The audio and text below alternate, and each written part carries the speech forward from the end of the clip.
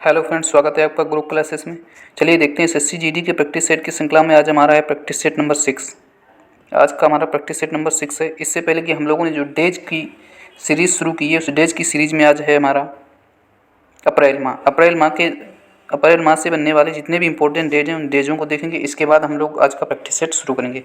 तो चलिए देखते हैं पहला डेज। तो पहला डेज हमारा 1 अप्रैल को मनाया जाता है उड़ीसा स्थापना दिवस, यानी उड़ीसा की 1 अप्रैल को स्थापना हुई थी, तो उड़ीसा स्थापना दिवस मनाया जाता है हमारा 1 अप्रैल को।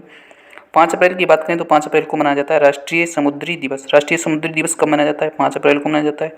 7 अप्रैल को मनाया जाता है हमारा विश्व स्वास्थ्य दिवस, यानी कि WHO की स्थापना हुई थी 7 अप्रैल के दिन, तो 7 अप्रैल को मनाया जाता है विश्व स्वास्थ्य दिवस। 17 अप्रैल की बात करें तो 17 अप्रैल को मनाया जाता है विश्व हीमोफीलिया दिवस। विश्व हीमोफीलिया दिवस मनाया जाता है 17 अप्रैल को। बात कर लेते हैं 18 अप्रैल की, तो 18 अप्रैल को मनाया जाता है विश्व धरोहर दिवस। विश्व धरोहर दिवस कब मनाया जाता है? 18 अप्रैल को मनाया जाता है। और 22 अप्रैल की बात करें तो 22 अप्रैल को मनाया जाता है विश्व पृथ्वी दिवस। विश्व पृथ्वी दिवस मनाया जाता है हमारा 22 अप्रैल को। और 25 अप्रैल की बात करें तो 25 अप्रैल को मनाया जाता है विश्व मलेरिया दिवस। विश्व मलेरिया दिवस हमारा 25 अप्रैल को मनाया जाता है। तो फ्रेंड्स, ये अप्रैल माह से बनने वाले जितने भी इंपॉर्टेंट डेज थे वो हमने आपको करा दिए हैं।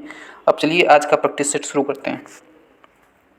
आज के प्रैक्टिस सेट का हमारा पहला प्रश्न है, हाल ही में किसे UNSDG एक्शन में चेंज मेकर पुरस्कार से सम्मानित किया गया है? ऑप्शन देख लेते हैं इसके। पहला ऑप्शन है हमारा षष्ठी बख्शी, दूसरा ऑप्शन है हमारा यूनकिंग टैंग, तीसरा ऑप्शन है हमारा नीना गुप्ता और चौथा ऑप्शन है हमारा माधव हाना। चलिए इसका ऑप्शन बताएंगे, करेक्ट आंसर कौन सा हो जाएगा। तो इसके सही ऑप्शन की बात करें तो इसका सही आंसर हो जाएगा हमारा षष्ठी बख्शी, यानी षष्ठी बख्शी इस प्रश्न का सही आंसर हो जाएगा। चलिए बात कर लेते हैं इसके अन्य ऑप्शनों की। अन्य ऑप्शन में यूनिटिंग इनको दिया गया है शस्त्र रामानुजम पुरस्कार। कौन से दिया गया? शस्त्र रामानुजम पुरस्कार। बात कर लेते हैं नीना गुप्ता की, तो नीना गुप्ता को दिया गया है रामानुजन पुरस्कार। रामानुजन पुरस्कार। यूनिटिंग को दिया गया शस्त्र रामानुजन पुरस्कार और नीना गुप्ता को दिया गया है रामानुजन पुरस्कार। और बात कर लेते हैं माधव हाना की, तो मानव हाना को दिया गया है 32वां बिहारी सम्मान। 32वां बिहारी सम्मान। जितने भी ऑप्शन आपको डिस्कस किए जा रहे हैं ये भी आप लोग नोट करते हुए चलेंगे, क्योंकि ये ऑप्शन भी इसके इंपॉर्टेंट है। जो हाल ही में चर्चा में रहे हैं वो ऑप्शन भी इंपॉर्टेंट हैं और जो प्रश्न आपको दिया जा रहा है वो तो इम्पोर्टेंट है ही। 32वां बिहारी सम्मान, तो इसका करेक्ट आंसर देख लेंगे। करेक्ट आंसर इसका हो जाएगा षष्ठी बख्शी। और इनकिंग को दिया गया शस्त्र रामानुजम पुरस्कार और नीना गुप्ता को दिया गया रामानुजम पुरस्कार और मानव हाना को दिया गया 32वां बिहारी सम्मान। चलिए अगला प्रश्न देखते हैं। अगला प्रश्न है हमारा, राष्ट्रीय डॉल्फिन दिवस कब मनाया जाता है? इसके ऑप्शन देख लेंगे। पहला ऑप्शन है हमारा 7 नवंबर को, दूसरा ऑप्शन है हमारा 5 नवंबर को, तीसरा ऑप्शन है हमारा 5 नवंबर को, ये 5 अक्टूबर है, और चौथा ऑप्शन है हमारा 31 मई को। करेक्ट आंसर बताएंगे आप लोग कि राष्ट्रीय डॉल्फिन दिवस कब मनाया जाता है। तो इसके सही आंसर की बात करें तो इसका सही आंसर हो जाएगा 5 अक्टूबर, यानी कि राष्ट्रीय डॉल्फिन दिवस हमारा मनाया जाता है 5 अक्टूबर को। 7 नवंबर की बात करें तो 7 नवंबर को मनाया जाता है राष्ट्रीय कैंसर दिवस। राष्ट्रीय कैंसर दिवस कब मनाया जाता है? 7 नवंबर को। 5 नवंबर की बात करें तो 5 नवंबर को मनाया जाता है सुनामी जागरूकता दिवस। सुनामी जागरूकता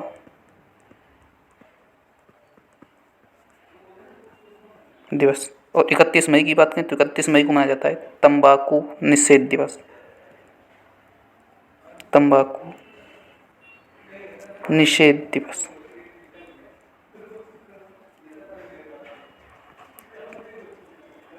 इकतीस मई को मनाया जाता है हमारा तंबाकू निषेध दिवस। 5 नवंबर को मनाया जाता है सुनामी जागरूकता दिवस और 5 अक्टूबर को मनाया जाता है राष्ट्रीय डॉल्फिन दिवस और 7 नवंबर को मनाया जाता है हमारा राष्ट्रीय कैंसर दिवस। फ्रेंड्स, चलिए अगले प्रश्न की ओर चलते हैं।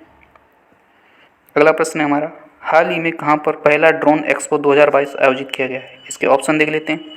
पहला ऑप्शन है इसका मुंबई, दूसरा ऑप्शन है इसका गांधीनगर, तीसरा ऑप्शन है इसका चेन्नई, चौथा ऑप्शन है इसका कोलकाता। तो इसके करेक्ट आंसर की बात करें तो हाल ही जो ड्रोन एक्सपो 2022 है ये मनाया गया है इस बार चेन्नई के अंदर। बात कर लेते हैं गांधीनगर की, तो गांधीनगर के अंदर बनाया गया है डिफेंस एक्सपो।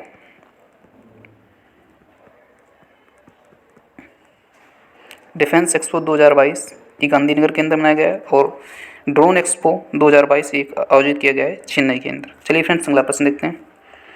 अगला प्रश्न है हमारा, विश्व में सबसे ऊंची प्रतिमा जिसका नाम है विश्व स्वरूपम का लोकार्पण कहाँ किया गया है? इसके ऑप्शन देख लेते हैं। पहला ऑप्शन है हमारा राजमंद, दूसरा ऑप्शन है केवड़िया, तीसरा ऑप्शन है हमारा हैदराबाद और चौथा ऑप्शन है हमारा नोएडा। करेक्ट आंसर बताएंगे सभी लोग कमेंट बॉक्स में। फ्रेंड्स, अगर आपको वीडियो पसंद आ रहा है, हमारे प्रश्न पसंद आ रहा है, हमारा कंटेंट पसंद आ रहा है, तो इस वीडियो को लाइक करेंगे और ज़्यादा से ज़्यादा अपने दोस्तों के बीच शेयर करेंगे, जिससे उनको भी इसका फ़ायदा हो सके। और ग्रुप क्लासेस को सब्सक्राइब कर लेंगे और बेल आइकन को भी प्रेस कर लेंगे, जिससे आगे आने वाले जितने भी वीडियो हैं उनका नोटिफिकेशन आप लोगों को मिलता है। तो इसका करेक्ट आंसर की बात करें तो इसका करेक्ट आंसर हो जाएगा राजमंद। राजमंद कहाँ है? ये है राजस्थान के अंदर। राजस्थान के अंदर विश्वास स्वरूपम की प्रतिमा की स्थापना की गई है। अब बात करते हैं केवड़िया की, तो केवड़िया में सरदार वल्लभ भाई पटेल की 182 मीटर ऊंची प्रतिमा केवड़िया गुजरात के अंदर स्थापित की गई। हैदराबाद की बात करें तो हैदराबाद में रामानुजाचार्य की प्रतिमा स्थापित की गई है हैदराबाद के अंदर, जिसे किस नाम से जानते हैं? स्टैचू ऑफ इनइक्वलिटी के नाम से जानते हैं रामानुजाचार्य को, जो कि हैदराबाद में इनकी प्रतिमा स्थापित की गई। चलिए फ्रेंड्स, अगला प्रश्न देखते हैं। अगला प्रश्न है हमारा, सतपुड़ा पर्वत की सबसे ऊंची चोटी कौन सी है? ऑप्शन देख लेंगे इसके। पहला ऑप्शन है हमारा अनाईमुड़ी, दूसरा ऑप्शन है हमारा धूपगढ़, तीसरा ऑप्शन है हमारा गुरु शिखर, चौथा ऑप्शन है हमारा इनमें से कोई नहीं। करेक्ट आंसर बताएंगे सभी लोग कमेंट बॉक्स में, इसका करेक्ट आंसर कौन सा होने वाला है। तो सतपुड़ा पर्वत की ऊंची चोटी की बात करें तो इसका सही आंसर हो जाएगा हमारा ध्रुवगढ़, यानी कि ध्रुवगढ़ सतपुड़ा पर्वत की सबसे ऊंची चोटी है। अनाईमुड़ी की बात करें तो अनाईमुड़ी सह्याद्री पर्वत की सबसे ऊंची चोटी है। सह्याद्री पर्वत की सबसे ऊंची चोटी कौन सी है? अनाईमुड़ी। गुरु शिखर की बात करें तो गुरु शिखर है हमारी अरावली पर्वत की सबसे ऊंची चोटी। अरावली पर्वत की सबसे ऊंची चोटी कौन सी है? गुरु शिखर है। और सतपुड़ा पर्वत की सबसे ऊंची चोटी कौन सी है? ध्रुवगढ़ है। और सह्याद्री पर्वत की सबसे ऊंची चोटी की बात करें तो यह है अनाईमुड़ी। इसका करेक्ट आंसर हो जाएगा, इसे दूसरे पेन से कर देते हैं, ध्रुवगढ़। ध्रुवगढ़ इस प्रश्न का सही आंसर हो जाएगा। चलिए फ्रेंड्स, अगला प्रश्न देखते हैं। इसका अगला क्वेश्चन है हमारा, 103वां संविधान संशोधन किससे संबंधित है? इसके ऑप्शन देख लेंगे। पहला ऑप्शन है पिछड़ा वर्ग से, दूसरा ऑप्शन है अनुसूचित जाति से, तीसरा ऑप्शन है अनुसूचित जनजाति से, चौथा ऑप्शन है आर्थिक रूप से कमजोर वर्ग से। तो सही आंसर करेंगे आप लोग कमेंट बॉक्स में, इसका कौन सा आंसर सही हो जाएगा। तो इसके सही आंसर की बात करें तो इसका सही आंसर हो जाएगा आर्थिक रूप से कमजोर वर्ग से संबंधित है 103वां संविधान संशोधन। पिछड़ा वर्ग की बात करें तो यह है 338B आर्टिकल 338B में है ओबीसी आयोग। अनुसूचित जाति आयोग की बात करें तो यह है 338 के अंदर आर्टिकल 338 के अंदर। और अनुसूचित जनजाति की बात करें तो यह है 338A आर्टिकल के अंदर है अनुसूचित जनजाति। और अनुसूचित जाति की बात करें तो ये 338 के अंदर है। और पिछड़ा वर्ग की बात करें तो यह है 338B के अंदर। चलिए फ्रेंड्स, अगला प्रश्न देखते हैं। अगला प्रश्न है हमारा, भारत के महान्यायवादी कौन है? वर्तमान में भारत के न्यायवादी कौन है? तो इसके ऑप्शन देख लेते हैं। पहला ऑप्शन है आर वेंकट रमणी, दूसरा ऑप्शन है मुकुल रोहतगी, तीसरा ऑप्शन है हमारा सुरेश पटेल, चौथा ऑप्शन है हमारा टी राजा कुमार।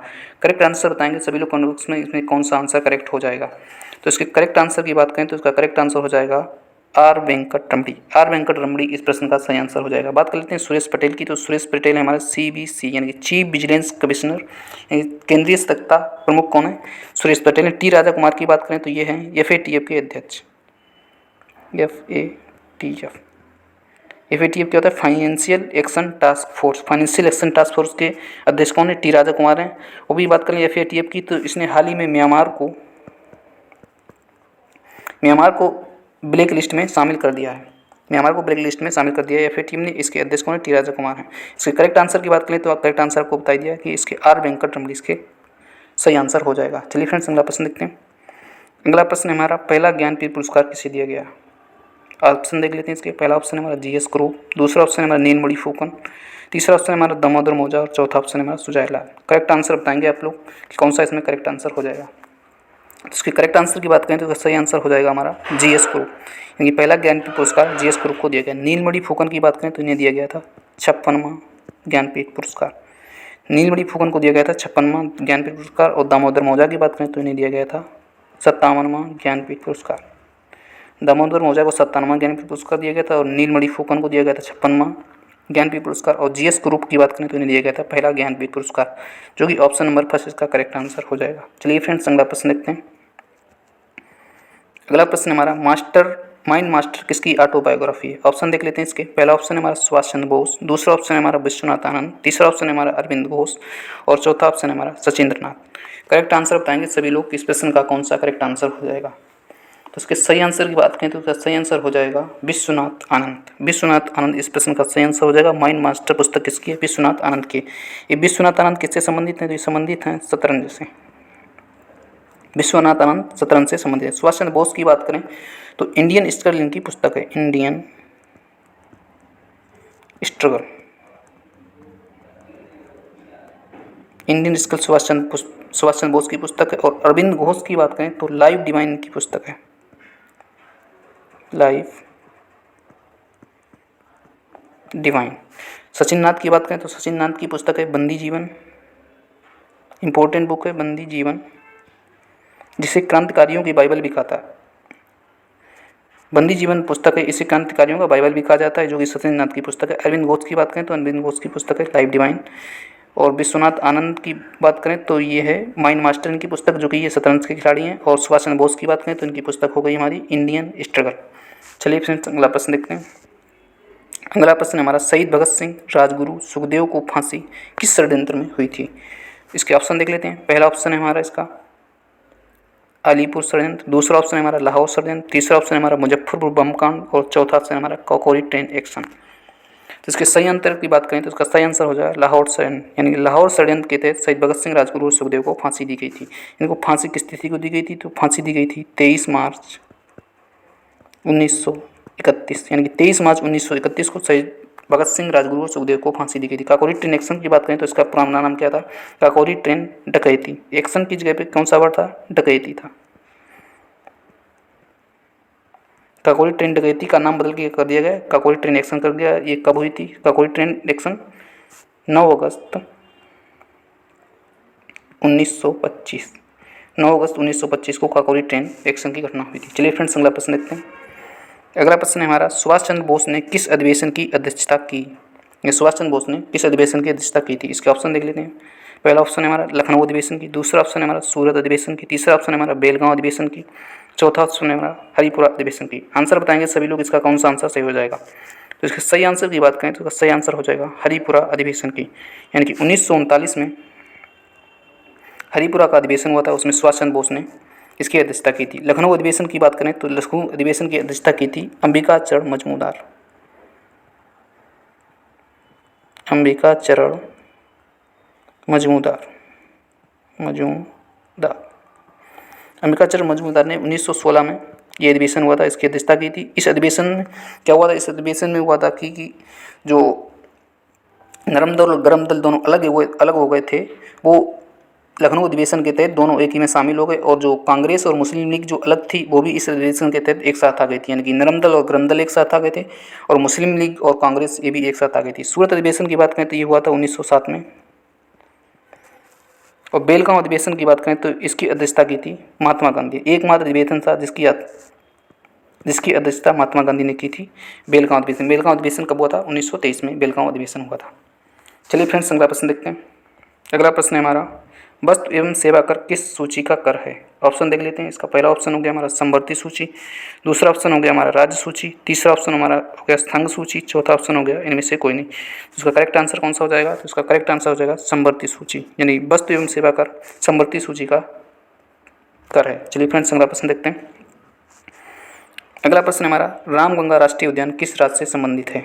इसके ऑप्शन देख लेते हैं। पहला ऑप्शन है हमारा उत्तर प्रदेश, दूसरा ऑप्शन है हमारा उत्तराखंड, तीसरा ऑप्शन है हमारा बिहार और चौथा ऑप्शन है हमारा असम। तो इसका करेक्ट आंसर बताएंगे सभी लोग। इसका करेक्ट आंसर हो जाएगा उत्तराखंड। यानी कि रामगंगा राष्ट्रीय उद्यान किससे संबंधित है? उत्तराखंड से संबंधित है। उत्तराखंड के और उद्यान राष्ट्रीय उद्यान देख लेते हैं। एक उत्तराखंड में स्थित है, उत्तराखंड के और है हमारा राजा जी राष्ट्रीय उद्यान, राजा जी राष्ट्रीय उद्यान, ये भी उत्तराखंड के अंतर्गत स्थित है। और रामगंगा की बात करें तो ये इसका पुराना नाम क्या था? Jim Corbett. ये जिम कॉर्बेट का नाम बदल के कर दिया गया है रामगंगा राष्ट्रीय उद्यान। अब चलिए उत्तर प्रदेश की बात करते हैं। तो उत्तर प्रदेश में स्थित है Dudhwa national park, Dudhwa national park. एक है Pilibhit tiger reserve, Dudhwa national park और पीलीभीत टाइगर रिजर्व ये उत्तर प्रदेश से संबंधित। बिहार की बात करें तो बिहार में एक है एकमात्र राष्ट्रीय उद्यान है वाल्मीकि राष्ट्रीय उद्यान, वाल्मीकि राष्ट्रीय उद्यान, ये बिहार से संबंधित है। असम की बात करें तो असम में कई सारे राष्ट्रीय उद्यान हैं, जैसे डिब्रूगढ़, सैखोवा, मानस राष्ट्रीय उद्यान, नामेरी राष्ट्रीय उद्यान, Orang national park, Dehing Patkai wildlife sanctuary, और एक और भी हाल ही में चर्चा में रहा था जो काफ़ी दिन पहले, रायमोना राष्ट्रीय उद्यान, ये भी असम के अंदर स्थित है। चलिए, तो फ्रेंड्स ये थे आज के प्रश्न। कमेंट बॉक्स में बताएंगे आप लोग कि कैसा लगा ये प्रैक्टिस सेट। अगर आपको प्रैक्टिस सेट पसंद आया तो इसे लाइक करेंगे, और ग्रुप क्लासेस को सब्सक्राइब कर लें। आप लोग चैनल को सब्सक्राइब नहीं कर रहे हैं, और इसको वीडियो को ज़्यादा से ज़्यादा अपने दोस्तों के बीच शेयर करें, जिससे उनको भी इसका फ़ायदा हो सके। तो फ्रेंड्स मिलते हैं नेक्स्ट वीडियो, तब तक के लिए जय हिंद, थैंक यू।